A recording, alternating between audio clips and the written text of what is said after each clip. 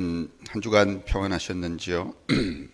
춘천에서 또 확진자가 생겨서 걱정들을 많이 하시는데 지난주에 주보에 일러드렸지만은 김정리 집사님 하늘로 귀향하셨다는 소식 들으면서 가족들은 좀 아프고 슬프셨겠지만은 저는 마음속에 우선은 아이고 이제야 안식을 누리시겠구나 그런 마음이 좀 편안하게 그 소천 소식을 제가 이제 들었어요. 왜냐하면 집사님은 일평생 수면 장애가 있으셨거든요. 밤에 한잠도 못 주무시고 새벽을 나시고 작년에 저희들 노인들 제가 신방할 때 잠깐 들렸더니 뭐 수면제 3알 4알 드셔도 잠이 안 와서 그냥 눈만 붙이고 계신다고. 그걸 여러분 일평생 하셔보세요. 뭐 거의 그런데 하늘로 귀향하셨다고 하니까 제 마음속에 야 이제 진짜 일평생 못 주무셨던 거 정말 깊이 주무시겠구나 그런 마음 들었습니다. 그러나 어떻든지 위로를 드리고 제가 늘 이제 기억나는 것은 자녀들이 뭐 지현우 권사님이나 지현숙 자매나 그다음에 또 아드님들 계시지만은 참 효자였다는 거. 그다음에 그 옆에 그 조카가 목회를 하셨기 때문에 옆으로 이제 교회를 옮기셨지만은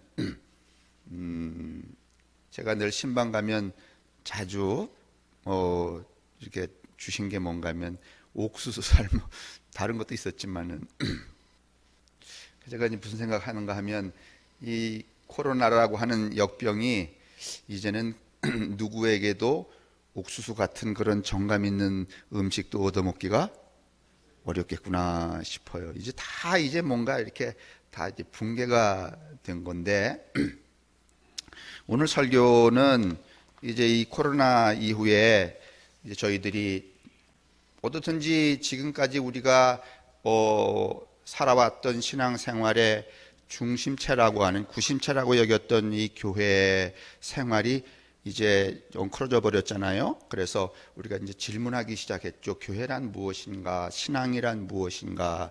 그런 이야기들을 여러분도 하셨고 저도 끊임없이 드렸고 또 지방의 후배 목사들에게도 전달하려고 했고 너무 많이 했죠. 이제 6월이나 되었으니까 오늘로 종결을 하려고 그래요. 그래서 제목이 그 종결이에요. 교회는 무엇인가 하면 건물이거나 건물 안에 있는 어떤 예전이거나 아니면 체제거나 규칙이거나 교리, 그게 교회가 아니고 예수의 영으로 작동하는 여러분 각각의 삶이 교회다. 다시 한번 말씀드릴까요? 교회는 이런 거 눈에 보이는 유형의 물화가 교회가 아니고 예수의 영이 침탐되어서 들어가서 그 각자 그 사람 영이 침탐받은 사람이 살아가는 삶 그 자체가 교회이고 그 삶이 신앙이라는 거예요. 그 이야기를 이제 제가 결론적으로 드리고 다음 주부터는 이제 이 코로나와 상관된 이야기는 이제 하지 않으려고 이제 저도 정리가 여러분에게 드렸으니까 그렇게 하려고 하고 요한복음 2장을 이제 본문으로 삼았습니다. 이 저만 제가 지금까지 이제 드렸던 이야기들은 대체적으로 뭐 이 제도 종교 규격화되거나 교리화되거나 예전화된 이 종교의 시대는 이미 지났다. 혹 그 이야기 때문에 불편하고 불안스러워할 분들도 계시지 않을까? 그러면 뭐 이 교회가 다 망했다는 건가? 사라진다는 건가? 어떻게 된다는 건가? 그런데 여러분 이 말씀들은 저만 드리는 게 아니라 이미 1세기경에 초기 기독교가 형성이 되었을 때 요한복음 공동체도 있었다는 이야기고 또 이분도 있었어요. 누군가 하면 톨스토이라고 보여주실래요? 톨스토이 여러분 아시잖아요. 1820년 그 근방의 러시아의 대문호죠. 전쟁과 평화라는 소설 들어는 보셨을 거예요. 안내 까레리나인가 뭐 그것도 하셨고 이 책도 쓰셨어요. 저 책이 무엇인가 하면 신의 나라는 내 안에 있다, 그런 내용이에요. 저거 쓰고 저 책을 통하여서 저 양반은 러시아의 정교회, 교회로부터 파문을 당해서 쫓겨났고, 또 저 책 때문에 인도의 마하트마 간디는 비폭력 평화주의로 인도를 세웠고, 이 톨스토이 저 양반은 저 책만 소설가가 아니에요. 거의 신앙인이에요. 자기 자신을 뭐라고 표현하는가 하면 돌아온 탕자였다고 말하잖아요. 엄청난 부자였죠. 그런데 그 예수의 신앙을 접한 다음에 파문을 당하고 그런 다음에 그 재산들을 다 노비에게 어떻게 했는가 하면 분할해서 나누어 줬어요. 그 돌아온 탕자라고 말하는데 저 양반이 저 책을 쓰기도 했고, 그 다음에 이 교리 신학 연구라고 하는, 우리 교회가 구축하고 있는 교리, 뭐 삼위일체론 뭐 이런 교리가 얼마나 허접한가 하는 그 교리 신학 연구라는 책도 또 써요. 이 사실은 신학교 가면 1학년 때 교양으로 저런 책을 다 읽었어야 되는데 아마 뭐 저를 비롯해서 신학교 다니는 사람들 저거 읽을 시간 가르쳐 준 사람도 없을 거고, 그런데 제가 여러분도 아시는 분이 계시는데 얼마 전에 인문학교도 지금 못 모이고 있잖아요. 그래서 이제 어떻게 그 운영해 가야 되는가 하는 그 모임을 하는데, 그 인문학교 모임에 이원상이라는 나이 드신 어른이 계세요. 아버지보다 조금은 제 부친보다는 한두 살 많으신, 지금 85? 86 이쯤 되셨는데, 이 어른이 정말 독서를 많이 하세요. 독서 모임도 하시고 책도 열심히 읽으시는데, 그 아침에 저한테 전화를 하셔서 오늘 모임 한다는데 홍 목사님 혹시 이 책 읽었어요? 한국에는 완역판이 얼마 나온 지 얼마 안 됐는데, 내가 이거 생각하면서 홍 목사님 생각했는데 읽어 보시면 안 좋겠냐고. 완역판이 없었으니까 저는 뭐 잘 몰랐지만은 대충은 알았죠. 그래도 안 읽어봤으니까, 완역판은 안 읽어봤으니까 안 읽어봤다고 이제 그렇게 말씀을 드렸더니, 그날 그 모임에 저에게 저 책을 주셨어요. 톨스토이의 저 책을. 근데 그 내용이 모두 12장으로 되어 있는데요. 내용도 제가 오늘 아침에 했는데 한번 잠깐 보여주실래요? 2장에 저런 게 나와요. 나의 신앙은 어디에 있는가. 참, 소설가가 저런 고민을 해요. 저런 그 의식의 밑바탕에 무엇이 있는가 하면 전쟁과 평화도 있고 안내 까레리나도 있는 거예요. 무턱대고 전쟁과 평화를 읽어서는 안 되고, 나의 신앙은 어디에 있는가? 이제 이렇게 이제 물어요. 그 다음에 그 밑에 또 하나 보면은 진실한 기독교 신앙에 대한 성직자와 당국의 잘못된 태도. 이미 어떻게 된 거예요? 틀려먹은 거예요. 목사나 당시의 제도가. 그 다음에 다 보실 건 없어요. 3장 보여주세요. 3장에 저런 또 페어라프가 있는데, 3장의 제목은 기독교도의 기독교오해. 그러니까 기독교 교회 다니는 사람들이 진짜 기독교를 잘 모른다는 거예요. 이제 물론 이 톨스토이의 입장이지만은, 그래서 그 작은 문단은 어떻게 되어 있는가 하면 대다수가 오해한 기독교 교리, 그 다음에 그리스도 최초의 가르침, 그 다음에 교회에 의한 기독교의 신비화. 제가 신비화는 신상화, 자꾸 이렇게 신성하게 거룩하게 뭐 엄청나게 만드는 거를 교회가 그 짓을 한다는 거예요. 누구를 이렇게 하기 위해서인가 하면 이 대중을 속이기 위해서. 그 다음에 그 네 번째 이 페어그라프에 보면은 뭐가 되어 있는가 하면 그리스도가 교회를 세웠을 리 없다. 그러죠. 여러분, 지난 우리가 몇 시간 통화를 해서 봤지만 예수는 교회를 세웠어요? 아니면 그냥 돌아다녔어요? 돌아다녔어요. 돌아다니는 삶 자체가 그들의 뭐였어요? 교회였고 신앙이었어요. 분리되지 않았어요. 근데 이거를 제가 말씀드렸잖아요. 베드로 그 일행들이, 이 갓나들이, 죄송해요, 훌륭한 분들을 갓나라 그래서, 그냥 갓나라는 것은 그냥 사람을 얕잡아 통칭하는 말이지 꼭 여자 보고 하는 말은 아니에요. 그죠? 아유, 저 북한에서 이러잖아. 갓나 새끼야. 이렇게. 이 양반들이 예루살렘에 털을 잡고 울타리를 치고 조직, 제도, 교리, 규칙, 무슨 뭐 예전을 만들면서 뭐가 구축이 됐는가 하면 교회가 만들어졌다고 말씀을 제가 역사적인 이야기로 다 말씀을 드렸잖아요. 그래서 오늘 이미 이 1800년, 1817세기 말에 이 톨스토이가 이렇게 말하는 거예요. 정교회를 향해서, 이 자식들아, 예수가 교회 세웠을 리 없는데 너희들은 왜 이렇게 어마어마하게 말이지 삐가번쩍 세워놓고서는 거기에 또 무슨 이 다이아몬드 목걸이를 해차고 뭘 뒤집어 쓰고 말이지 신의 이 대리자인 양 이렇게 자처하느냐. 성직계급, 제도, 형식 이런 것에 대해서 질타를 하죠. 그 다음에 이제 뒤에 가보면 또 이제 그 3장에 러시아 정교회는 기독교의 진정한 의미를 숨긴다. 정교회만 기독교의 진정한 의미를 숨길까요? 아니면 오늘날 기독교 대한감리회도 숨길까? 근데 이제 제가 늘 말하지만 알면서 숨기는 거는 이뻐. 그래도 누구라도 아니까. 저라도 아니까. 그런데 숨기긴 숨기는데 저도 모르면서 그냥 숨기는 거야. 이거는 아주 많이 맞아야 돼요. 그 다음에 러시아 정교회는 기독교의 진정한 의미를 숨긴다. 옆에 이 챕터가 너무 재밌어요. 뭔가 하면 다른 나라 교회도 마찬가지다. 여러분 이거 1800년에 썼다고 제가 다시 말씀을 드려요. 그 다음에 밑에 보면은 교회의 최면술과 기만술.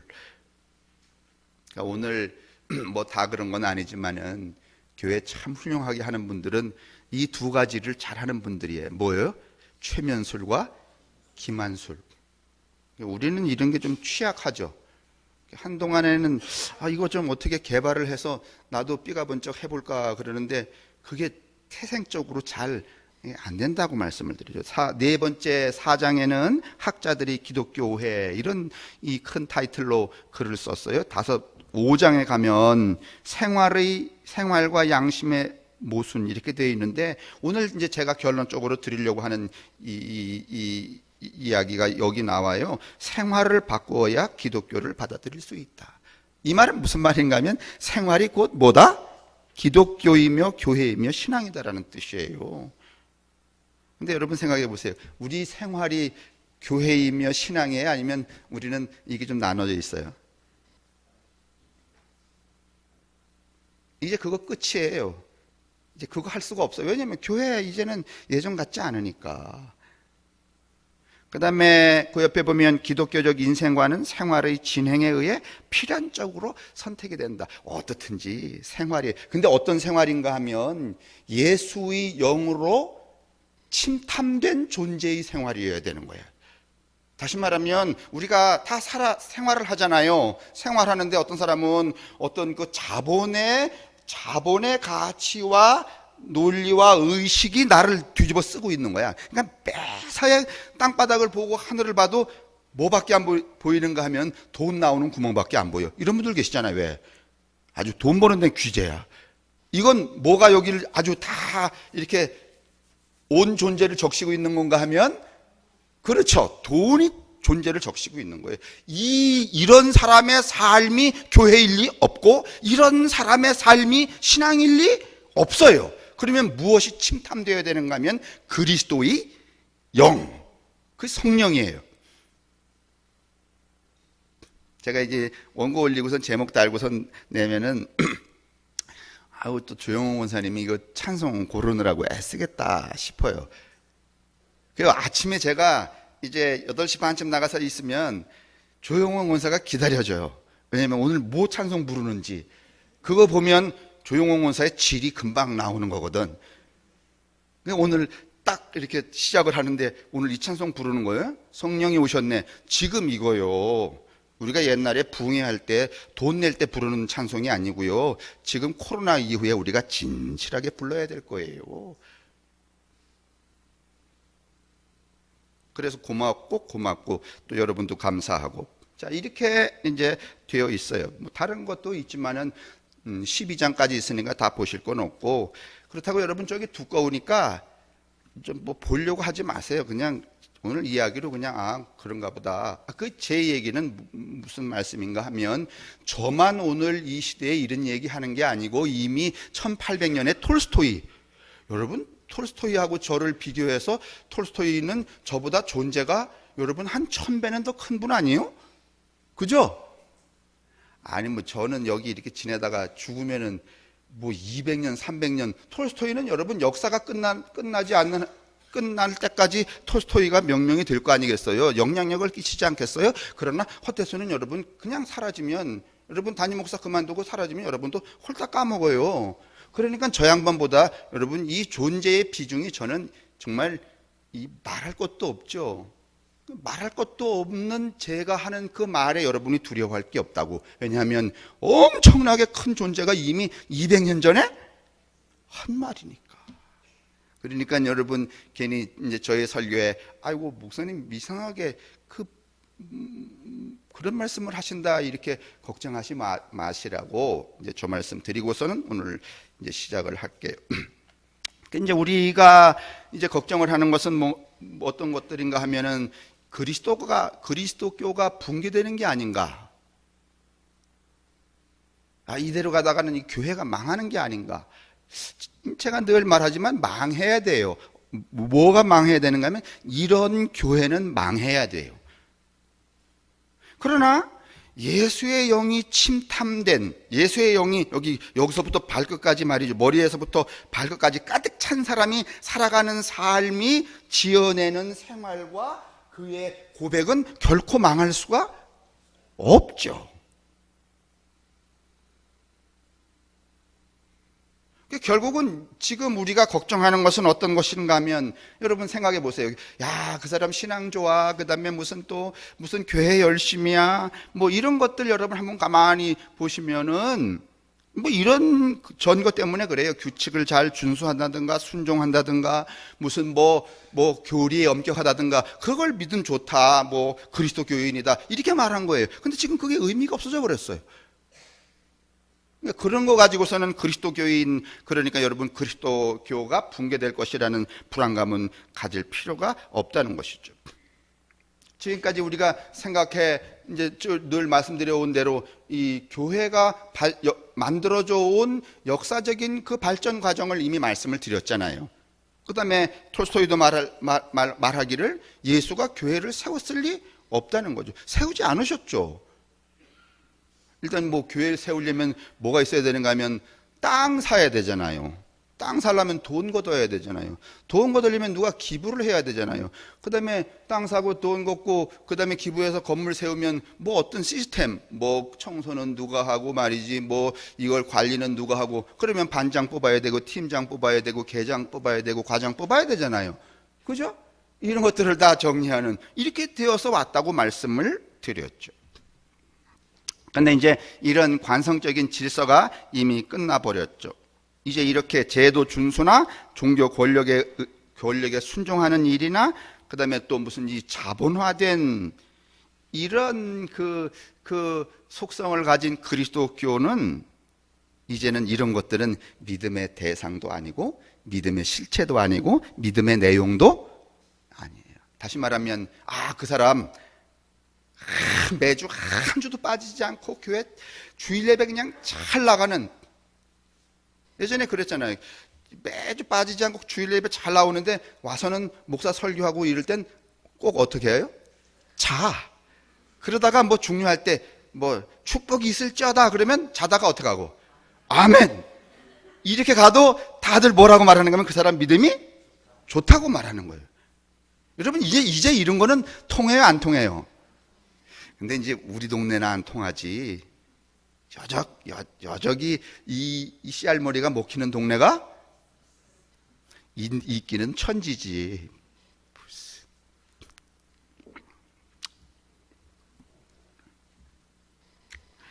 여러분 좀 전에도 말씀드렸지만 베드로 일행이 예수님은 시골에 도시를 탈출한 도시 바깥에서 이제 도시 바깥에 사는 사람들, 그러니까 도시민이 아니에요. 아무런 기층 권력, 힘을 가지지 못한 사람들이 사는 동네에서 그 사람들과 더불어 그 사람들의 그 존재의 질과 사회적인 포지션을 뭔가면 변화시키기 위해서 그는 이제 늘 움직여 다니셨죠. 왜냐하면 그런 사람들은 한 곳에 모여 살아요. 막 돌아다니며 살아요. 돌아다니며 살거든요. 돌아다닐 수밖에 없었어요. 그런데 예수님이 돌아가신 다음에 지도력이 필요했거든요. 그 지도력을 장악한 사람들이 누군가면 예수님이 형제들과 제자들인데, 이 사람들은 도시로 거꾸로 가는 거예요. 가난한 사람들, 어려운 사람들, 떠돌이들이 있는 이 도시 밖으로 가는 게 아니라 도시 안으로 들어가게 되죠. 그리고 자리를 잡게 되죠. 그리고 제도를 만들게 되죠. 직제, 그 다음에 정경화, 교리, 예전, 신상화, 예수를 마치 이렇게 막 신적인 존재로 이렇게 높이는 그런 분이시지만은 이제 이렇게 만들어요. 여러분, 그러다 보니까 어떤 현상이 생기는가 하면, 이 예수님처럼 여기 뭐 산에도 가고 뭐 물가에도 가고 뭐 빈민촌에 무슨 나사로네 집, 그다음에 무슨 뭐 창녀들, 무슨 뭐 세리, 이렇게 막 돌아다니면서 만나면은요, 여러분, 예수님이 가르치는 가르침과 삶이 분리가 되질 않아요. 그런데 한 곳에 예루살렘에다가 여러분 자리를 정하고 누구네 집을 정하고 거기를 교회로 이렇게 모이는 장소로 삼고 거기 안에다가 직제, 제도, 규칙 이런 것들을 만들면 어떻게 되는가 하면, 삶과 신앙의 공간이 어떻게 되는 거야? 삶과 신앙의 공간이 하나야, 아니면 나뉘어져? 나뉘어지죠. 그렇지 않겠어요? 여러분 캠핑 가시잖아요. 캠핑. 뭐 텐트 하나 가지고 캠핑 가면은 뭐 식당 따로 있고, 뭐 식탁 따로 있고, 뭐 침실 따로 있고 그래요? 아니면 그냥 벌판이 다 침실이며 식탁이며 똥간이며 뭐 오줌간이며 그래요? 이게 분리가 되냐고, 아니면 그냥 하나라고? 하나잖아요. 어떻게 보면 요새 무슨 차박이라든지 이렇게 캠핑카를 이용해서 나가는 사람들, 부득불 불편하니까 무슨 뭐 집 모양처럼 뭐 이렇게 그렇게 만들어서 가긴 하겠지만은 그런 것들을 추구하는 그 속성의 심리적 근저를 보면, 나뉘어진 자기를 좀 이렇게 하나로 그 원형으로 되돌아가고 싶은 그 심리적 근저가 있기 때문에 그럴지 몰라요. 불편하거든. 그런데 여러분, 교회를 이렇게 칸막이를 치는 순간에 어떤 양태가 벌어졌는가 하면, 신앙생활과 일상생활이 하나가 아니라 뭘로 돼버렸어요? 두 개로 돼버렸죠. 그거 이해되실 거예요 아마. 그놈의 꼬라지가 여러분 2000년 동안 계속 내려오는 동안에 얼마나 이 교회는 또 교회 안에 이 규칙과 제도를 강화를 시키겠어요. 사람들은 저 바깥에서는 그냥 개엿같이 살아도 여기 들어와서는 말이지, 말이지, 목사님 제가 막 충성을 다하겠습니다, 이래 싸우면은 인간이 이 안에서는 어떤 줄 아는 거예요? 훌륭한 줄 아는 거예요. 나가면 훌륭하기는커녕 개차반이야. 여러분, 그런 종자가 여러분 우리 이 기독교 공동체 안에 얼마나 많아요. 목사는 뭐 안 그래요? 오죽하면 제가 신학교 처음 갔더니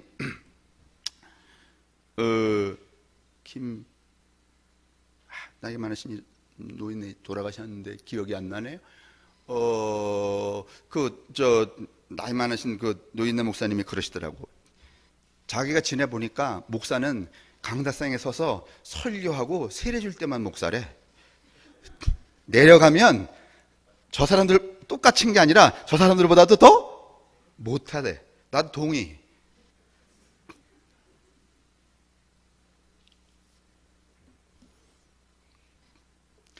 우리 이 감리교회 여러 가지 시끄러운 일들이 많이 일어나거든요. 뭐 텔레비도 나온댔지, 뭐 PD 수첩에도 나온댔지 그러잖아요. 근데 그걸 치리를 못해요. 치리를 누가 해야 되는가 하면 감독회장, 감독들이 해야 되는데 이 어른들은 그 사람보다 더 밑이야, 하는 짓이. 그래서 그러는 거예요, 여러분. 자, 이런 현상이 생겨져 버린 거예요. 그런데 여러분, 반대로 예수처럼 이 소위 말하면 교회라는 울타리가 없으면은 그 안에 아무것도 장치, 예전, 아니 뭐 장례하고 밥 먹는데 무슨 예전이 필요해요? 무릎 꿇고 먹으라든지, 죄를 고백하고 먹으라든지, 무슨 뭐 손을 씻고 먹으라든지, 그거 다 필요 없는 거야. 그냥 먹는 거야. 그러면 그 예수가 돌아다니며 살아가는 삶은 신앙과 생활이 이원화, 분리됐어야 아니면 그냥 하나야.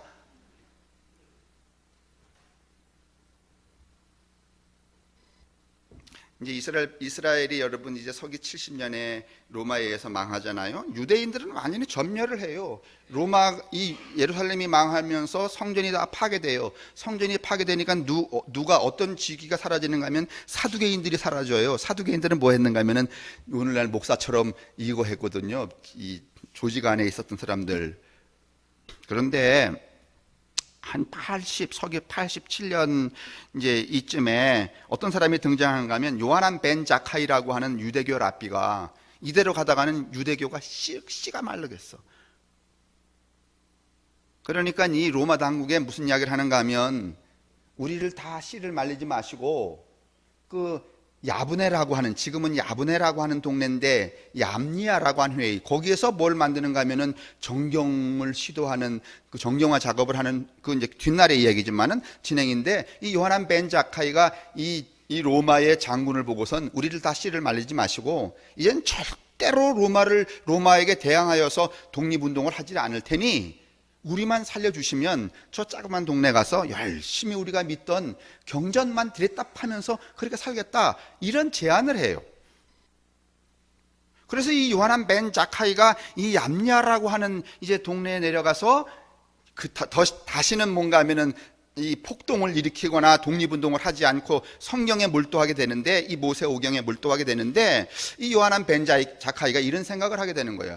야, 그래도 유대교를 계속해서 유지하려면 전 세계에 흩어져 있는 유대교인들을 하나의 네트워크로 묶고, 그래서 무슨 이태리 살고 독일 살고 프랑스 살고 그 다음에 로마에 살고 이렇게 각각이 흩어져 살지만은 이 흩어져 있는 사람들을 하나로 네트워킹을 해서 이들의 정치, 사회, 문화, 종교적인 사상을 통일을 좀 시켜야 되겠다.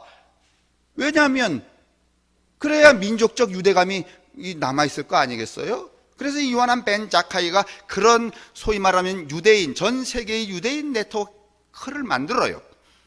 그런데 이 예루살렘에 있던 이 소규모 베드로 공동체가 그 요하난 벤 자카이가 하는 이 유대인 네트워킹을 보면서 무슨 궁리를 하게 되는가 하면, 물론 이 베드로는 유대교의 제도 이런 것들을 지금 차용해서 막 교회 안으로 막 들여온단 말이죠. 그런데 또 하나 보니까 이걸 고안에서만 하는 게 아니라 전 세계를 네트워킹하는 거예요.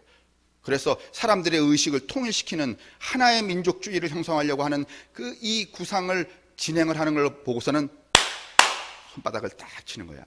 우리도 이렇게 해야지. 그래서 만들어낸 게 뭔지 아세요? 기독교, 오늘 우리 개신교 이전에 생기는 게 뭐예요? 카톨릭이잖아요. 하나의 교회라는 말이에요. 그게 카톨릭주의, 카톨리즘. 지금 여러분, 캐톨릭은 교황청에서 이번 주에 오늘 미사를 볼 때 이 미사 강론을 이 지금 춘천 교구의 교구장이신 그 성당에, 중림동 성당에 그 주교가 페이퍼를 만들면 모든 공소나 모든 예배당에 어떻게 해요? 똑같이 전달을 해요. 그래서 어느 교회를 가든지 메시지가 어때? 똑같아. 왜? 캐토리안이기 때문에. 어느 나라 어디에 가든지 하나로 네트워킹을 해갖고 그 사람들의 생각, 정치, 문화, 사상, 종교의 의식을 뭘 만드는 거예요? 하나로 만드는 거예요. 그게 캐토릭이에요, 여러분. 그런데 베드로는 아니지만은 그 베드로, 그러니까 개신교 교단, 지저스 무브먼트에서 변형된 그 예루살렘에 있는 그 교단에서 다른 것도 막 이렇게 갖다가 쓰다가 이걸 딱 보더니 어떤 생각을 했는가 하면, 우리도 전 세계라 봤자 그 당시에는 지중해 전역에 있는 그 떨어져 있는 이 기독교도들이죠. 이거를 여러분 하나로 통합하려고 하는 작업을 하기 시작하는 거예요. 그래서 여러분 어떤 현상이 생기는가 하면, 바울은 베드로와 같이 살지도 않았고 살아본 적도 없어요. 그래서 그 바울이 다메섹에서 회심을 한 이후에 예루살렘에 가서 인정을 받으려고 그랬더니 여러분, 인정을 했어요, 안 해줬어요? 안 해줬어요. 그때 그 인정 안 해준 게 뭔가 하면, 너는 사도가 아니라는 거예요. 캐토리안, 그 하나의 카톨릭주의에서 가장 주장하는 것의 가장 중요한 점은 뭔가 하면 사도권이야. 그래서 베드로는 곧 누구의 대리자야? 신의, 예수의 대리자예요, 여러분. 사도의 권위에는 누구도 여러분 저항할 수? 사도의 말이 곧 하나님의 말이었어요. 근데 그걸 누가 따오는가 하면은, 누가 따와? 여러분, 예수님이 돌아다니면서 이렇게 했을 때는요, 누구도 누구보다 권위를 더 갖지를 않았어요. 근데 이 집단이 그 캐토리안을 보고서는 사도권을 가져와요. 지금 여러분도 한동안 무슨 의식 가운데 이 의식의 벽을 가지고 계셨는가 하면, 신앙의식의 벽을 가졌는가 하면은, 목사님한테 잘못 까불다가는 저주받는다. 그거 있어요, 없어요? 지금도 있어요? 있었지요? 그죠? 목사한테 여러분 대들면은 여러분 복 받아야, 아니면 언젠가는 사단이나. 그게 여러분 어디서부터 오게 되는가 하면은, 이 캐토리안이 강화시켰던 사도권의 전이, 그게 어디로 전이가 돼버렸는가 하면 이 베드로 공동체로 전이가 돼버린 거예요. 그러니까 꼬라지가, 예수가 기껏 유대교를 해체하고 여러분 그 새로운 무브먼트, 그 새로운 삶의 그 역동성을 가져왔는데, 그만 그의 제자들이 이런 꼴을 만드네요. 그게 보기 싫어서 그것에 대항한 사람들이 누군가 하면 1세기 말에 요한 공동체였었다고 말씀을 드리는 거였죠.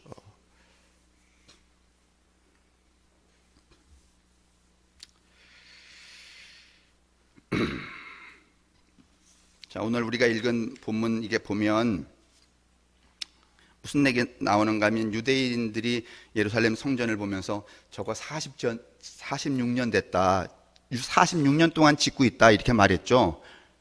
유대인들에게 있어서 이 성전이라고 하는 것은 법이며 진리며 삶의 가치며 방향성이며 모든 것을 규정하는 아주 총체예요. 근데 예수님이 그 얘기 들으면서 뭐라 그러셨대요? 나도 해야지 이랬다는 거야? 아니면 바보야, 너 46년 짓고 있다며? 그런데 나는 며칠 만에? 그러면 집 짓겠다는 거예요? 사도권을 강화하겠다는 거예요? 예전을 만들겠다는 거예요? 새로운 예전을 만들겠다는 거예요? 새로운 교리를 만들겠다는 거예요? 새벽 예배 강화하겠다는 거예요? 주일 예배를 한 번 가지고 안 되니까 일요일에 말이지 아침부터 저녁까지 10번 보겠다는 거예요? 그와 같은 그 예루살렘 성전 체제의 제도적 종교를 어떻게 해버리겠다는 거예요? 부셔버리겠다는 거 아니겠어요? 예수도 지금 이 말 하셨는데, 제가 말이지 제도교회는 망해야 된다 그러는데 여러분이 불안해할 필요가? 불안해하시기보다는 제가 그 말을 하면, 야, 이제 허 목사가 제대로 성경을 보내, 이렇게 기뻐하셔야지.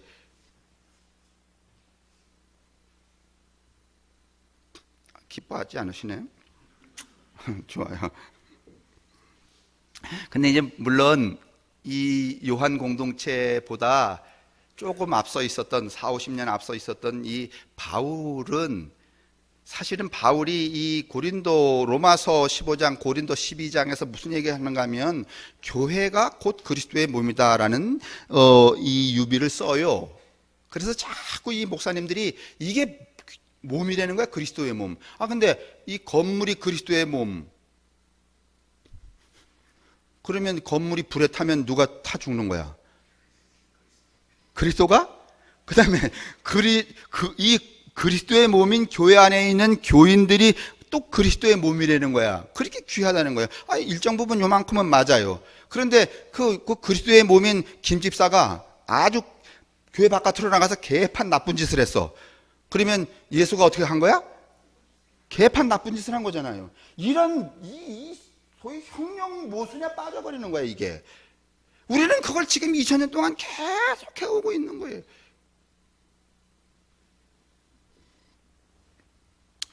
바울이 여러분 이제 이방 지역의 고린도 교회에 이른 데다가 로마에 이렇게 하면서 이 교회가 그리스도의 몸이라고 그렇게 말한 그 유비를 쓴 이유는 유대교의 성전과 다르다는 개념을 말하기 위해서 그렇게 쓴 것이지 곧 이게 그리스도의 몸이라는 얘기가 아니었단 말이에요. 요한복음 2장 오늘 우리가 읽은 20절 21절을 딱 보면은요, 이게 사실은 역사적인 순서상 예수가 예루살렘으로 죽으러 올라가실 때잖아요. 그러면 마태, 마가, 누가복음처럼 이렇게 성서 본문을 서술하면은 맨 앞에 있어야 돼, 맨 뒷쯤으로 가야 돼. 뒷쯤으로 놓여져 있어야 돼. 왜냐하면 죽으러 올라가신 길인데. 그런데 요한복음 공동체는요, 예수를 다르게 이해했기 때문에 이걸 요한복음 끝에다 두었어요. 아니면 2장 앞머리에 박아놓고 가는 거예요, 여러분. 예수는 그런 분 아니다는 거예요. 베드로, 너들 그렇게 믿는 예수 아니라는 거예요. 그렇게 하면 안 된다는 거예요. 그래서 요한복음 공동체가 이 앞머리에다가 이걸 딱 장치하면서 46년 이 성전, 소위 성전이라고 하는 제도적인 종교는 무용이다.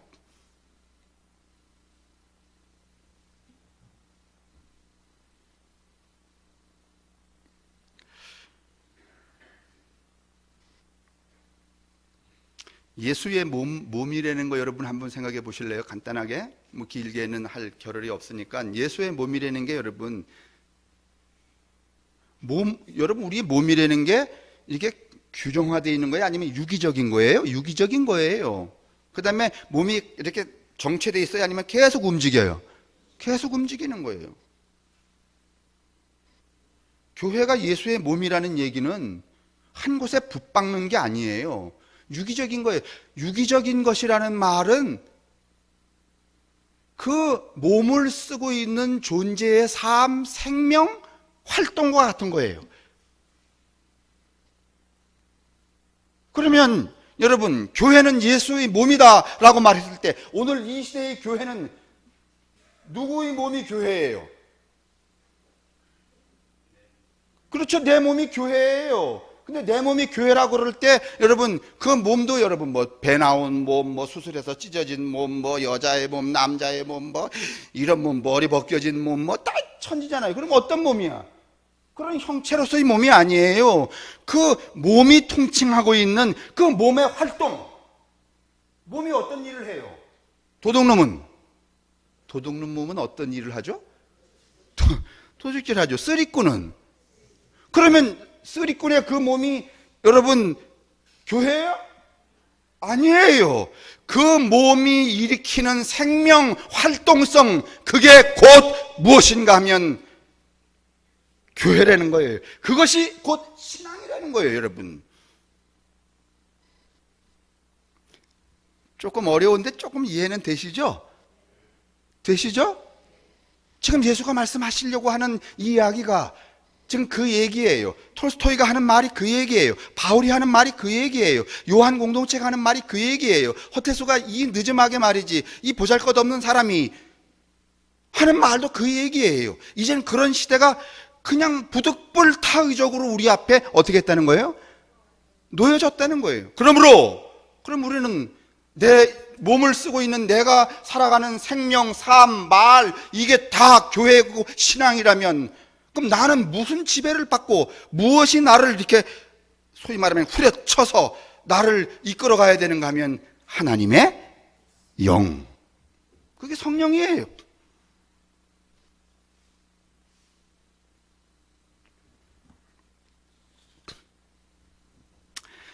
요한복음은 우리에게 이렇게 말해요. 하나님의 영은 오고 가는 것, 오는 데가 어디고 가는 데가 어딘지 모른단 말이지.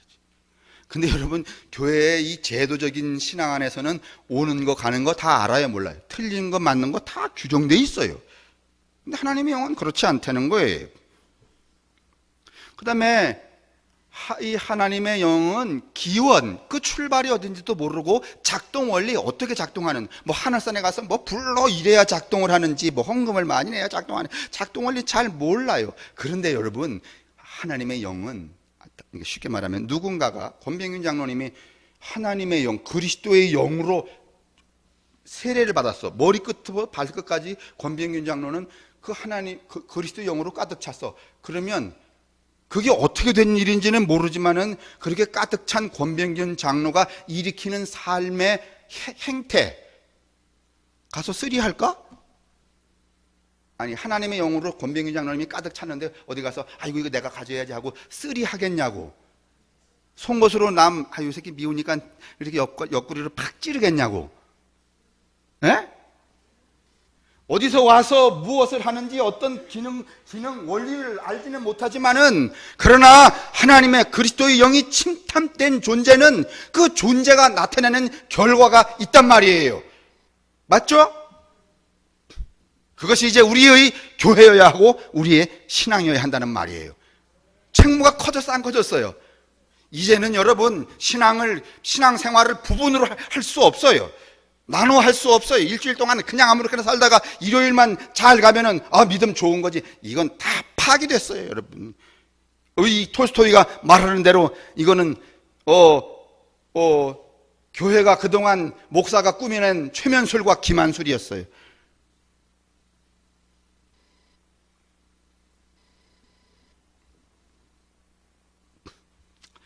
근데 그 영을 어떻게 생각하는가 하면 저는 이렇게 비유하고 싶어요.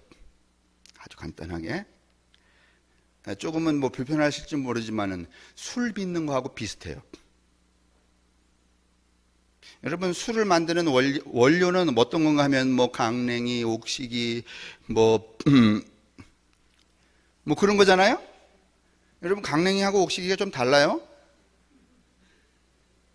웃자고 하는 얘기예요. 또 목사님은 또 뭐 다른 게 있는가 보다. 옥수수술 만들잖아요. 쌀술을 만들든지 밀술을 무슨 술을 만들든지 원료가 있죠. 그렇죠?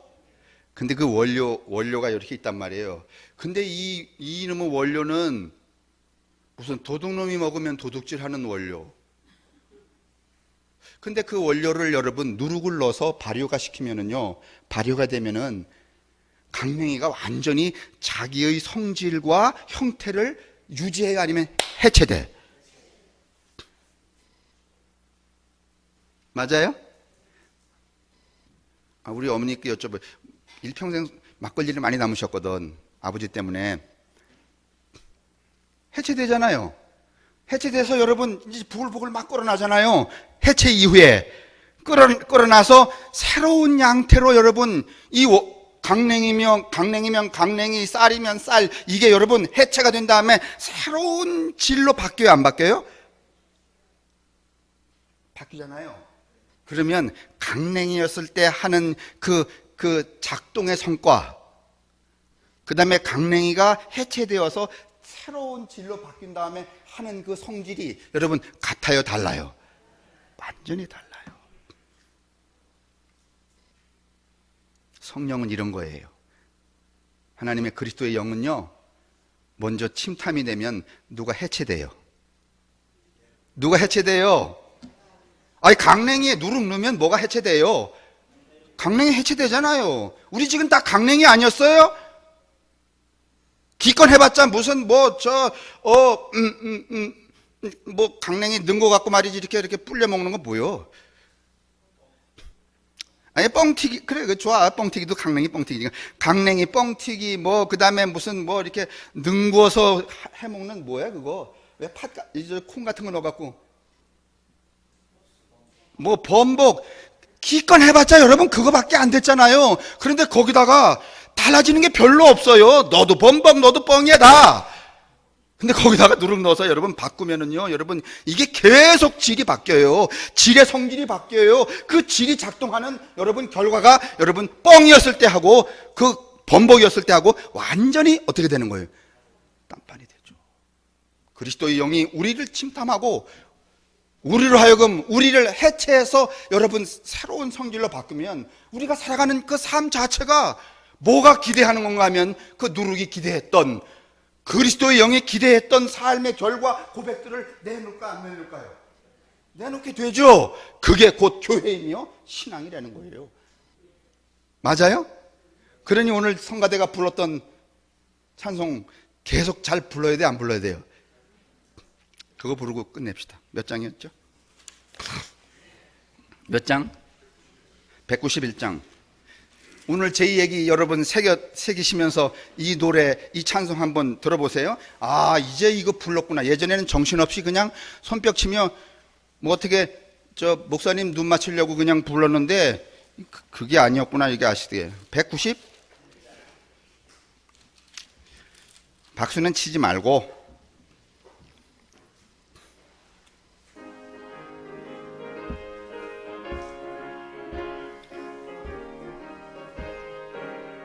앉아서 부르세요. 내가 매일 기쁘게 순례이길 행함은 주의 팔이 나를 안보하며 내가 주의 큰 복을 받는 참된 비결은 주의 영이 함께함이라. 아멘이죠. 성령이 계시네. 할렐루야. 함께 하시네. 좁은 길을 걸으며 밤낮 기뻐하는 것 주의 영이 함께 함이라. 2절 하겠어요. 전에 죄에 빠져서 평안함이 없을 때 예수 십자가의 공로 힘입어 그 발 아래 엎드려 참된 평화 얻음은 주의 영이 함께 함이라. 성령이 계시네. 할렐루야. 함께 하시네. 좁은 길을 걸으며 밤낮 기뻐하는 것 주의 영이 함께 함이라.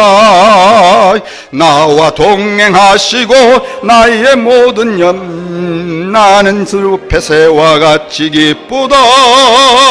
내가 기쁜 마음으로 주의 뜻을 행함은 주의 영이 함께 함이라. 성령이 계시네. 할렐루야. 함께 하시네. 좁은 길을 걸으며 밤낮 기뻐하는 것 주의 영이 함께 함이라. 세상 모든 욕망과 나의 모든 정욕은 십자가에 이미 못을 박았네. 어두운 밤이 지나고 무거운 짐 벗으니 주의 영이 함께 함이라. 성령이 계시네. 할렐루야. 함께 하시네. 좁은 길을 걸으며 밤낮 기뻐하는 것 주의 영이 함께 함이라.